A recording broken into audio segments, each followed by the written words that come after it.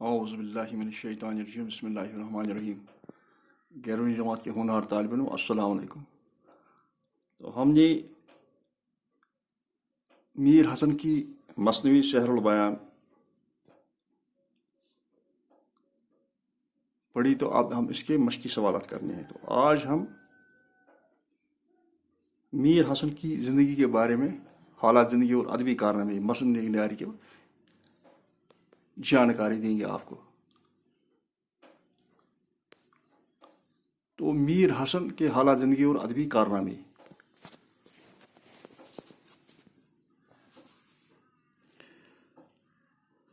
میر حسن دلی کے رہنے والے تھے۔ 1736 میں پیدا ہوئے اور گھر ہی میں اپنے والد سے تعلیم حاصل کی۔ فارسی کے بہت اچھے عالم تھے، شاعری کا ورثہ باپ سے پایا اور قدرت نے مزاج بھی بہت اچھا ہنسمکھ دیا۔ دہلی کے بگڑتے حالات دیکھ کر فیض آباد چلے گئے اور وہیں رہنے لگے۔ ان کے کلام میں درد، زبان کی صفائی، محاورے بکثرت ملتے ہیں۔ مصنوعی لکھنے میں کمال تھا۔ صرف ایک مصنوعی سحر البیان کو زندہ رکھنے کے لیے کافی ہے۔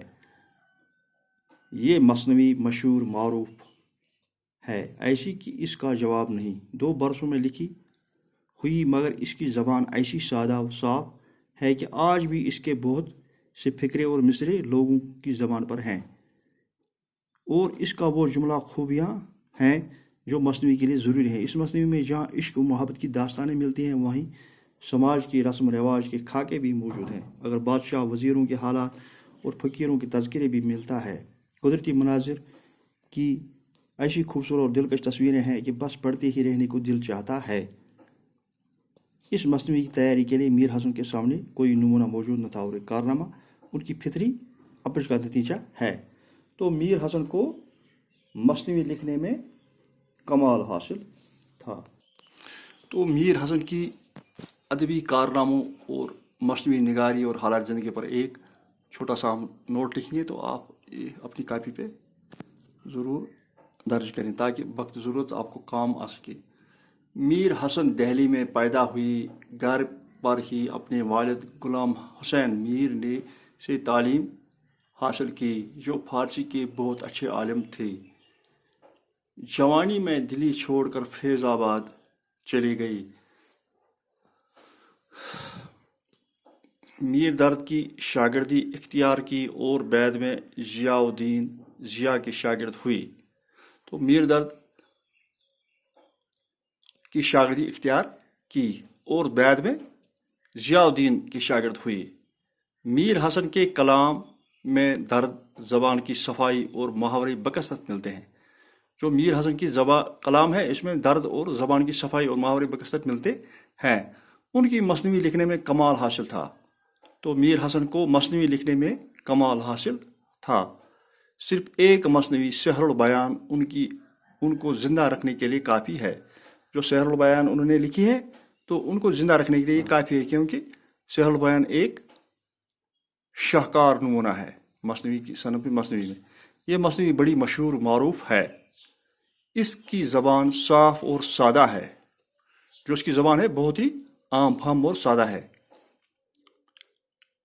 اس مصنوعی میں جہاں عشق و محبت کی داستانیں ملتی ہیں، وہاں سماج کی رسم و رواج کے خاکے بھی موجود ہیں۔ اس مصنوعی میں جہاں عشق و محبت کی داستانیں ہیں، تو وہاں سماج میں جو رسم و رواج ان دنوں موجود تھے، ان کی تصویر اس مصنوعی میں ملتی ہیں۔ تو یہ مصنوعی ایک شاہکار اسی وجہ سے ہے۔ اس مصنوعی میں بادشاہوں اور وزیروں کے حالات کے ساتھ ساتھ غریب عوام اور فقیروں کا تذکرہ بھی ملتا ہے۔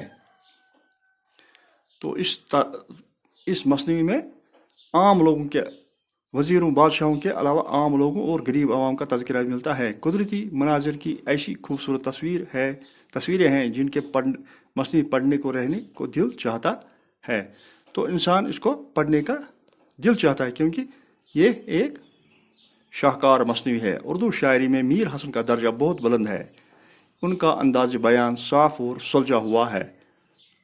جو ان کا انداز بیان ہے وہ بہت ہی صاف اور سلجھا ہوا ہے۔ میر حسن نے مصنوعی میں اپنی مصورانہ شاعری کو کمال اور اس انداز میں پیش کیا کہ واقعات کی تصویر ہو سامنے آ جاتی ہے۔